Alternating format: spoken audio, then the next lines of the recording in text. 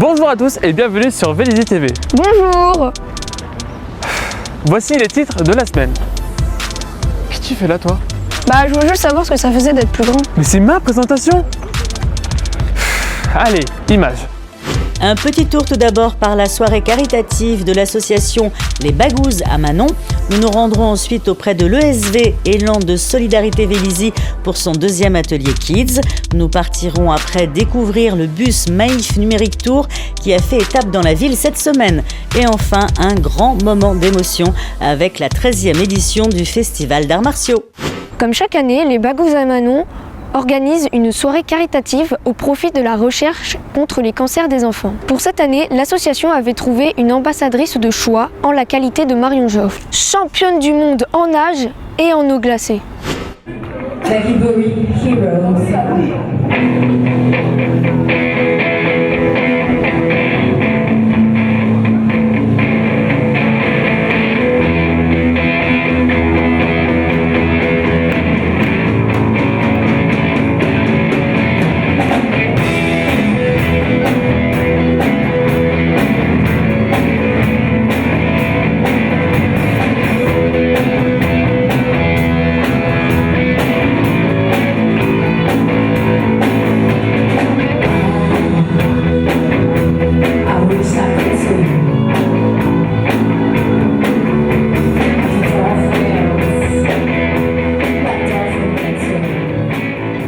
Cette soirée-là, elle est dédiée à une opération nationale qui s'appelle Une nuit pour 2500 voix. 2500 voix représentant les 2500 enfants qui sont frappés par le cancer en France chaque année.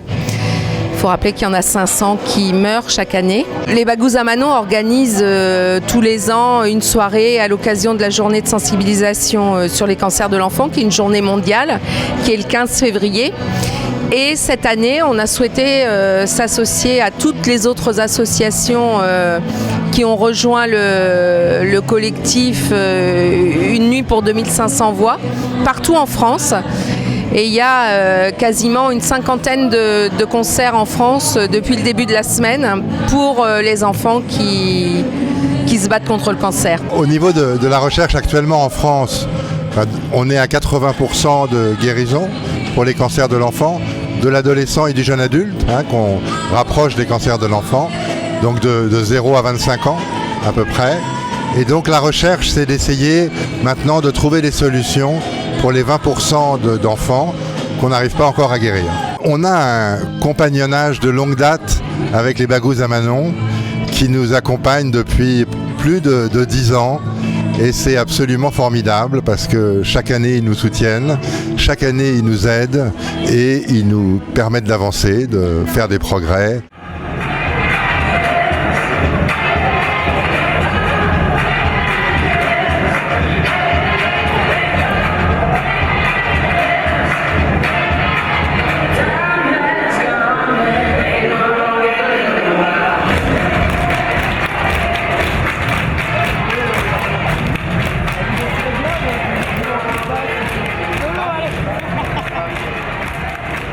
Cette année, j'ai fait une rencontre internet puisque j'ai découvert Marion sur Facebook et ça a été une rencontre absolument magique. Elle me fait penser beaucoup, comme je lui ai dit, je veux pas que tu crois que c'est un transfert, mais elle me fait beaucoup penser à ce que Manon serait devenue si elle avait pu vivre et grandir. Dans mon enfance, j'ai été diagnostiquée d'un sarcome épithélioïde à l'âge de 5-6 ans, où j'ai été amputée du majeur droit, donc à l'Institut Curie. J'ai été suivie par Daniel Orbach.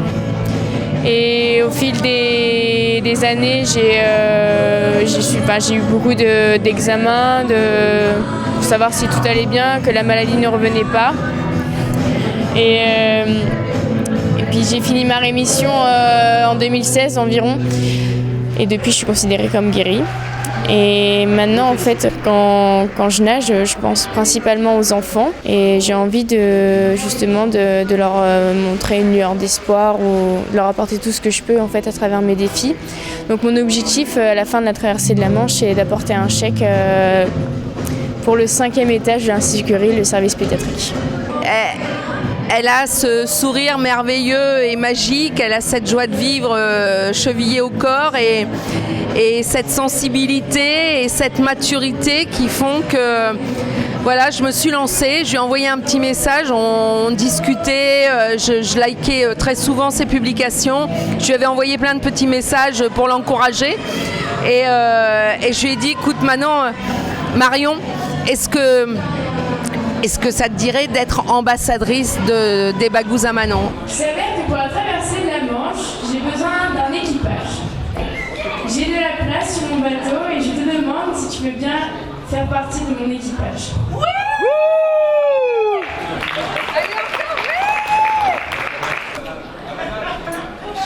Es-tu prête pendant 10 heures sur le bateau? Sur le bateau, oui, mais pas dans l'eau. Elle est exceptionnelle, cette môme. Elle est exceptionnelle. Donc au final, on se retrouve sur l'équipage dans 2 ans. Eh ben, rendez-vous en septembre, puisqu'elle m'a donné le créneau. Je crois que ça va entre le 9 et le 15 septembre 2020. Voilà, pour traverser la Manche. Alors, oui, rendez-vous en septembre 2020, mais avant tout ça, va y avoir plein de belles choses encore. Vélizy TV a posé sa caméra du côté de l'atelier Kids organisé par l'ESV. Un atelier qui a pour but d'initier aux enfants à la constitution de kits pour les sans-abri. Donc aujourd'hui, deuxième édition de l'atelier Kids sur Vélizy. Tout simplement, on sensibilise nos jeunes sur les actions que l'association mène depuis presque 2 ans dans la région. Et pour nous, il est très important que les jeunes soient sensibles à ce qu'on fait. Mais par contre, le fait que ce soit les jeunes de Vélizy qui mettent en place tout simplement les kits hygiène, donc brosse à dents, dentifrice, déodorant, et notamment aussi les kits hiver, bonnet, gants et puis écharpe, pour nous c'est une force supplémentaire à l'association. On essaie de faire interagir les enfants sur les problèmes que rencontrent les femmes et les hommes de la rue et logiquement et naturellement, mais nous explique tout ce qui est hygiène, solitude, tout ça. Donc ça c'est des choses qui sont pour eux naturelles dans leur quotidien et très difficiles pour ceux qui vivent dans la rue. Ma grande surprise, ce sont des ateliers qu'on met en place depuis très peu. Je suis très surpris de voir que ce soit les parents, que ce soit les enfants et au-delà de ça, même les entreprises qui sont sensibles à ce qu'on fait et qui souhaiteraient aussi qu'on intervienne dans leurs locaux afin de leur expliquer la misère et la détresse des personnes de la rue. Rentrons maintenant dans le bus du Maïf Numérique Tour. Un bus numérique qui a pour objectif de sensibiliser les enfants aux dangers d'Internet. On est ravis d'accueillir le Maïf Numérique Tour qui sera là lundi, mardi, mercredi sur la commune. Il va accueillir l'ensemble des élèves de CM2 de la ville. C'est assez simple en fait, c'est familiariser les jeunes de la ville avec les nouveaux outils numériques et également, et ça c'est vraiment quelque chose d'important pour nous, les sensibiliser sur les opportunités mais aussi les risques d'Internet et du numérique, puisqu'il y a 5 ateliers qui sont proposés dans le bus. Les enfants donc viennent par classe entière et sont dispatchés sur 5 ateliers différents. Et pour nous, c'est vraiment un enjeu majeur aujourd'hui.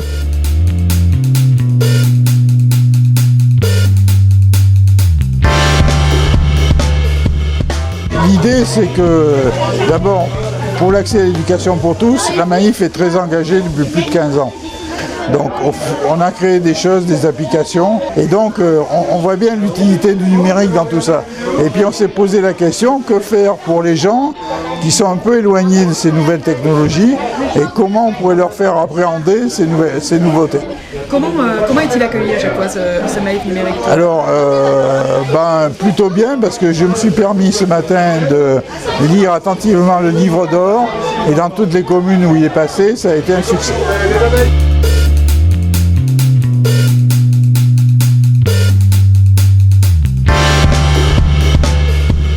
Je pense que c'est un outil qui est intéressant parce que les enfants connaissent bien l'outil internet bien mieux que nous, bien mieux que moi je pense. Mais au niveau utilisation, des fois ils ont besoin d'être accompagnés et de pouvoir accéder comme ça à différents types d'ateliers, ça ne peut avoir que des vertus positives et de leur montrer les bienfaits mais aussi les dangers qu'il peut y avoir derrière et puis une utilisation raisonnée bien évidemment. Moi j'ai beaucoup d'enfants qui ont des comptes Facebook, des choses comme ça, je pense qu'ils sont quand même un peu jeunes pour saisir les enjeux que ça peut avoir derrière.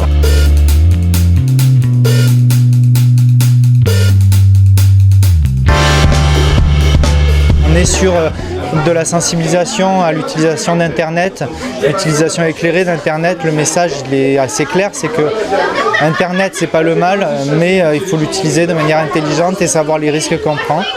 Donc il y a des petites vidéos, des petits dessins animés avec à la sortie un quiz pour voir si les élèves ont compris.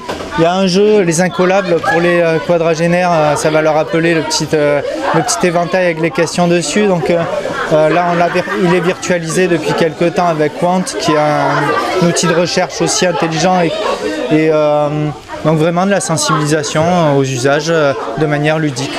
Au 19e siècle, on n'était pas là, mais il y a eu ce qu'on a appelé la révolution industrielle, qui a bouleversé le monde.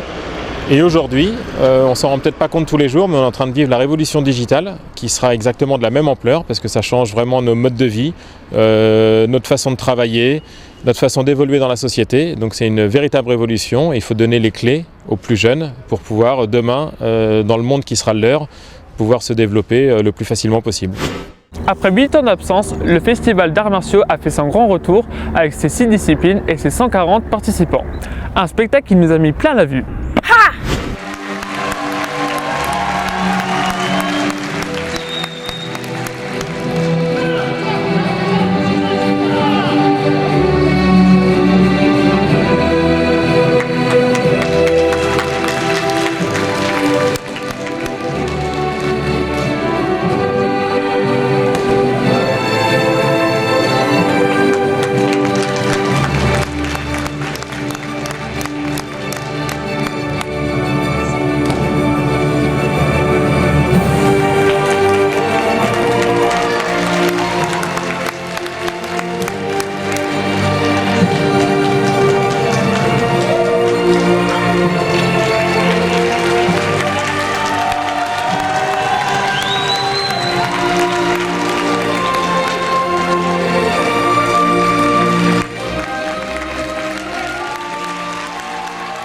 Ce festival, on a commencé à travailler dessus en 2017.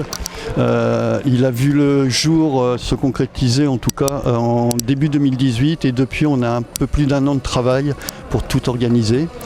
Quand je dis tout organiser, ça passe par la com, ça passe par trouver les locaux, ça passe par trouver les sous surtout. Et puis motiver tous les pratiquants à faire le spectacle auquel on a assisté aujourd'hui, qui j'espère a plu au plus grand nombre.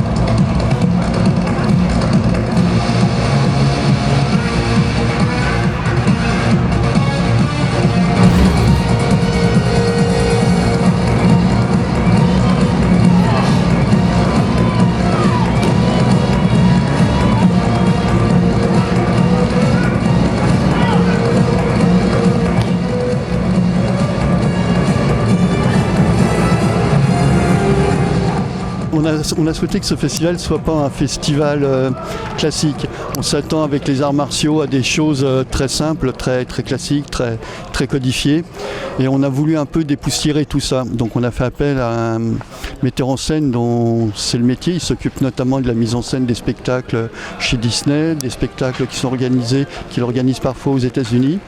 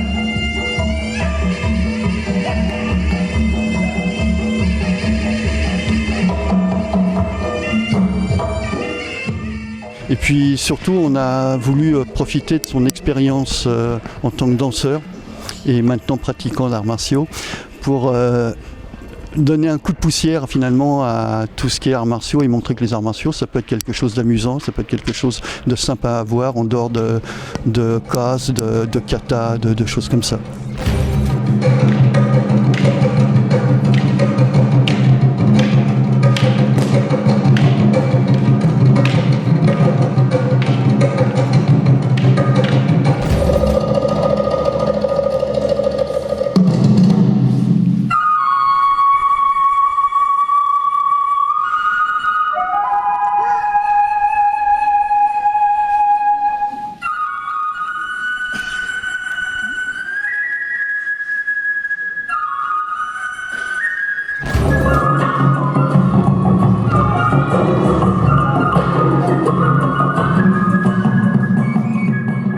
Qu'est-ce que ça fait, voilà. Du bonheur, que du bonheur. Que du bonheur. Que ça. Bon, j'imagine que tout le monde a répondu présent dans les entraînements, tous les dimanches matins depuis 2-3 mois d'affilée. J'avais 30 personnes sur le tapis qui étaient là présents régulièrement. Enfin, franchement, déjà au niveau du groupe du karaté, c'est phénoménal. Phénoménal. Les gens ont répondu vraiment, aussi bien les enfants que les adultes d'ailleurs. Et les parents des enfants qui ont suivi.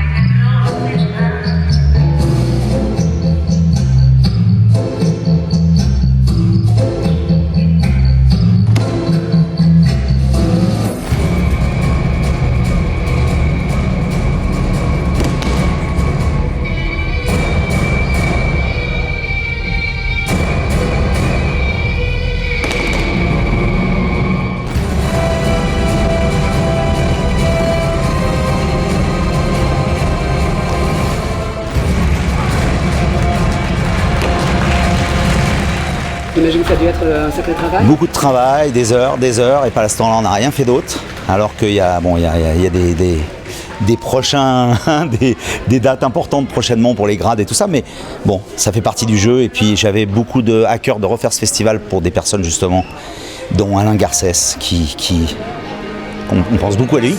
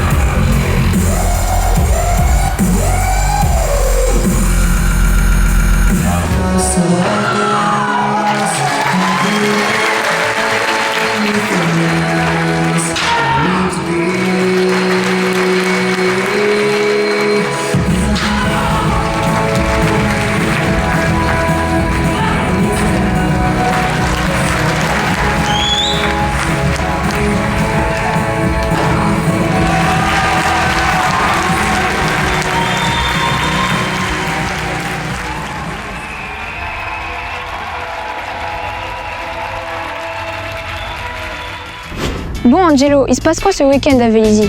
Romain, tu vas pas y croire, il y a les Daft Punk à Vélizy. Ah! Mais non, voyons, c'est une blague. Par contre, le théâtre Alice nous propose 3 représentations inédites. Ah oui, c'est pour les 50 ans de la vie associative, c'est ça? Ben voilà, tu suis. Alors rendez-vous vendredi et samedi à 20h30 et dimanche à 15h30 pour le spectacle J'entends des voix. Quoi, t'entends des voix? Il est maintenant grand temps pour nous de partir. On vous souhaite en tout cas une très bonne fin de semaine. Et à très vite sur Vélizy TV. Bon, tu fais quoi toi pour les vacances? Oh bah pas grand chose hein.